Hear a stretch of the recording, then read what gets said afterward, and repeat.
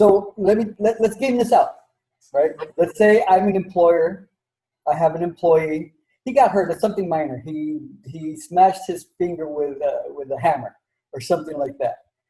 I say, hey, go to the doctor. I'll pay for it. Don't worry about it. We won't put it through insurance. Let's say that the employee is unhappy or he just doesn't feel it was taken care of.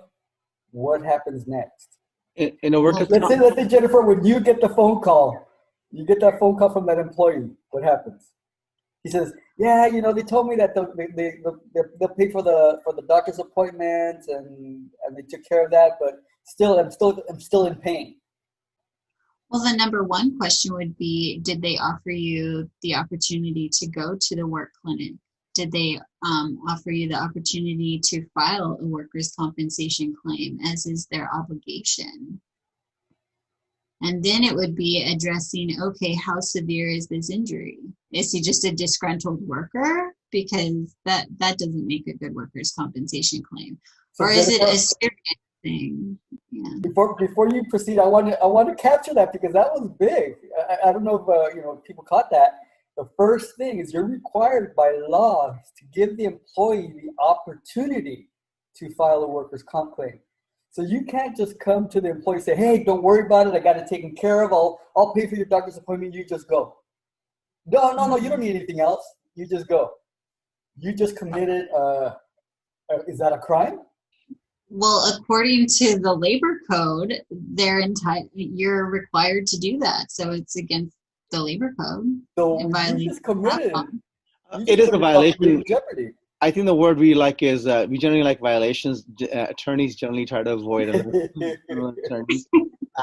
But it is a violation because ultimately what ends up happening is if there's no dialogue happening, and it comes back to basics, even in I constantly deal with this with employers and small businesses, especially small businesses who think logically sometimes, but they're being illogical in their thinking because they're like, well, of course you should be communicating with the employee and find out what is it they need, what's the problem.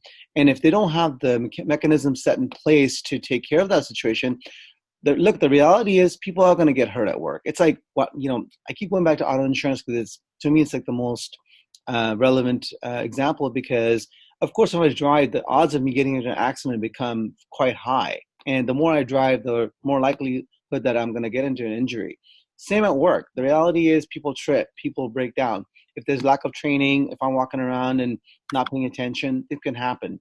Now, as an employer, if my intent is to basically avoid that or be in denial that that's not going to happen, guess what I'm doing? I'm setting myself for future failure because it's not a good idea. Right. Hope is not a strategy. It's true. Truly, all you need is one. All you need is one, decent injury to really put you financially in a tight spot.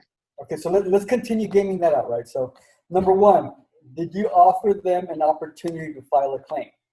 Right, that's number one.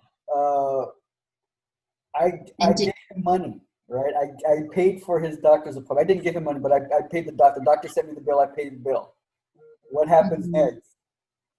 Well, just because he paid that one bill to go to that doctor doesn't cut him off from the ability to pursue a workers' compensation claim further.